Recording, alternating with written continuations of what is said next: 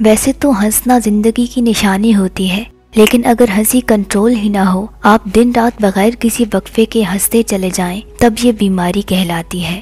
کرو بھی ایک بیماری ہے، اتنی خطرناک کہ اس کا علاج بھی ممکن نہیں ہوتا، بس پرہیز ہی اس کا علاج ہے۔ پچھلی صدی کی شروعات میں نیو گنی میں یہ بیماری دریافت ہوئی، جب وہاں کے لوگ ہنستے ہنستے مرنے لگے تھے۔ یہ ایک بہت اذیتناک موت تھی۔ تحقیق پر پتہ چلا وہاں کا ایک رواج اس کا ذمہ دار ہے۔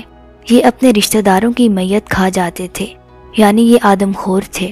تب وسیع بنیادوں پر انہیں سمجھایا گیا کہ یہ رواج چھوڑ دو، یہی اس کا علاج ہے۔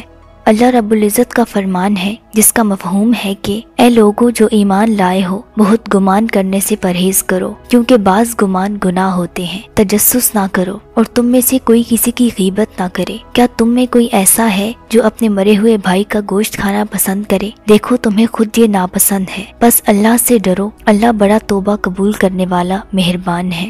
لازم نہیں آدم خور وہی ہو جو حقیقت میں کسی انسان کا گوشت کھائے، صرف اپنی دل بستگی کے لیے گپ شپ میں کسی دوسرے بھائی کو پیٹھ پیچھے ذلیل و رسوا کرنے والے بھی آدم خور ہی ہوتے ہیں۔